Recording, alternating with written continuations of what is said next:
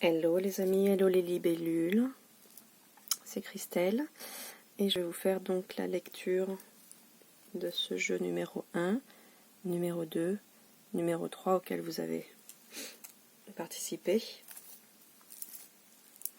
Et on va commencer par le premier.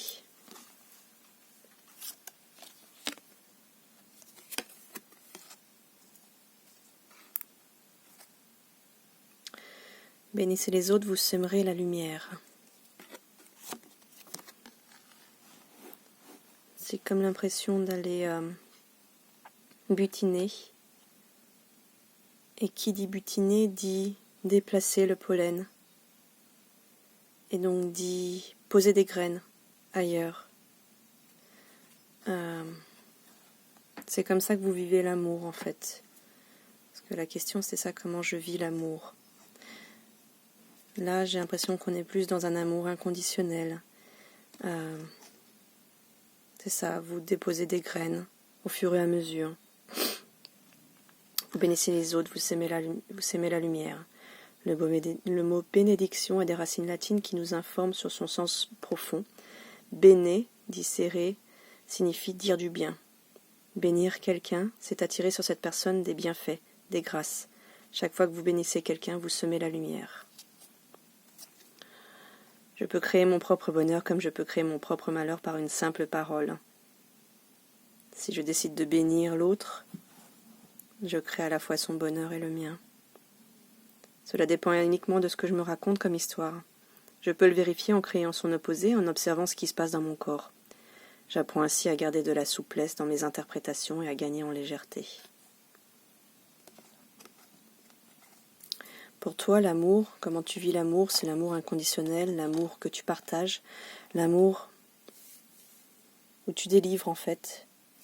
Tu délivres, mais dans le sens... je crois que ça peut être dans les deux sens, mais celui qui me venait, c'était plutôt celui de délivrer comme un postier en fait. Je vous apporte un courrier. Tu délivres une bonne nouvelle, tu délivres l'amour. J'ai pas le mot qui vient. Tu le donnes quoi en fait. C'est comme ça que tu vis l'amour. Super. Alors, le tas numéro 2. Je m'éloigne pas trop.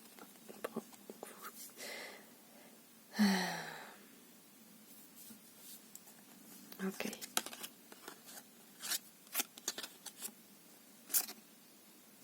Les peurs. Le tas numéro 2 a peur du changement en fait. Vous avez peur de laisser briller votre créativité autour de l'amour, de vous autoriser, je suis pas sur l'échec, de vous autoriser tout court. Vous avez peur de vous autoriser, et de vous autoriser sous-entend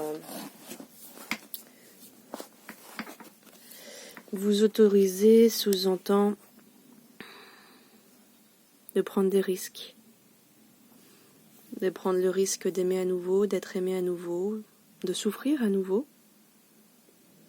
Mais cette souffrance, en fait, ça dépend comment vous désirez la regarder cette fois-ci. Vous avez beaucoup plus de connaissances sur ce qu'est votre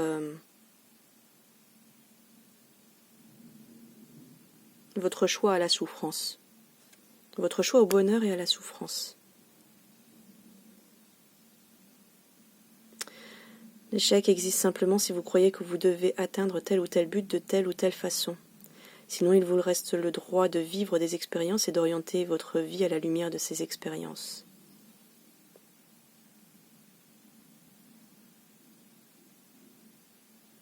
N'ayez pas peur de l'échec, tout est expérience, même en amour.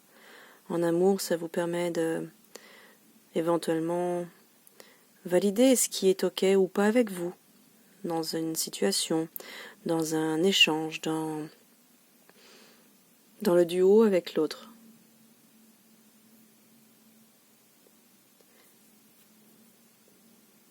Et si je dis ceci, est-ce que la personne restera? Est-ce que je vais pas la faire fuir?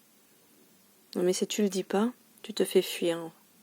Tu te fermes à toi-même. Alors si tu as envie de le dire, dis-le. Et si la personne fuit, ce n'est pas contre toi. Ce n'est pas à cause de toi. C'est parce que cela résonne différemment en elle et qu'elle n'est pas encore prête. Ou qu'elle est prête différemment. Et du coup, ça te fait gagner du temps pour pouvoir trouver à nouveau la personne qui fera un pas de plus vers le mieux de ce auquel tu as droit. Alors, je vérifie les graines que j'ai semées. Si je n'aime pas ce que je récolte aujourd'hui, je vérifie les pensées ou les paroles que j'ai semées en moi. Tout comme les lois de la nature, si je plante une graine de rosier, je ne peux qu'espérer un rosier.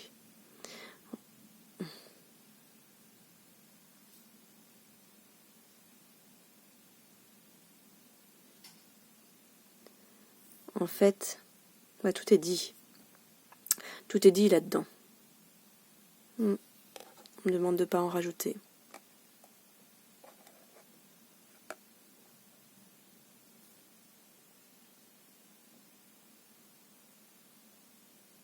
Attention à vos pensées. C'est tout ce que je rajoute. Bien. Allez.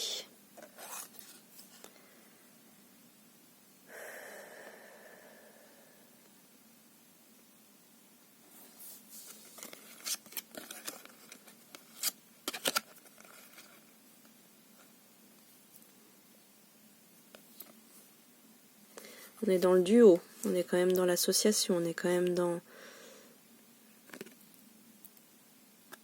le fait d'être deux, quoi. Vous avez le pouvoir de dire oui, donc vous avez le pouvoir de vous offrir ce à quoi vous avez toujours rêvé. Le pouvoir d'être dans la guérison de l'amour et dans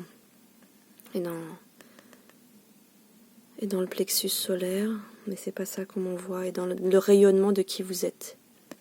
Dans le rayonnement de qui vous êtes, vous avez le pouvoir de dire oui. Sachez que vous avez le pouvoir de dire oui à toute situation qui vous intéresse, même si vous avez peur que ce oui contrarie votre entourage. C'est intéressant ça. Ça doit vous parler.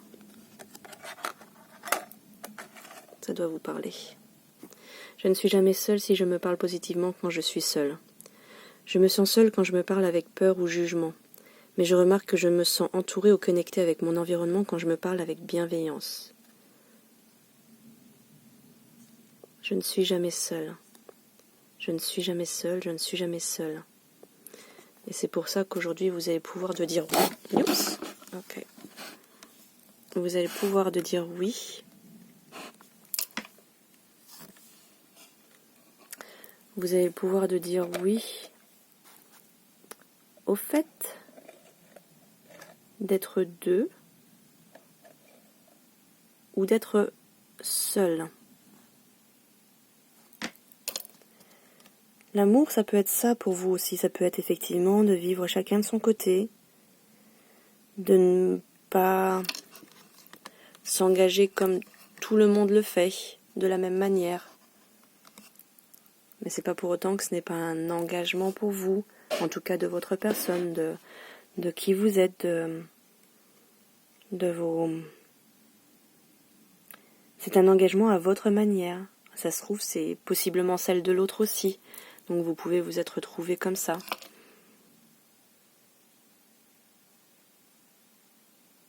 C'est comme ça que vous vivez l'amour, en fait.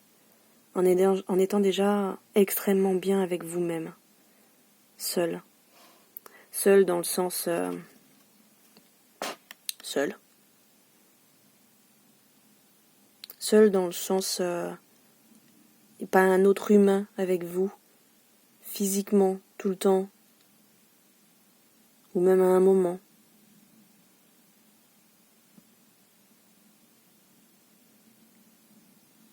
Vous avez le pouvoir de dire oui.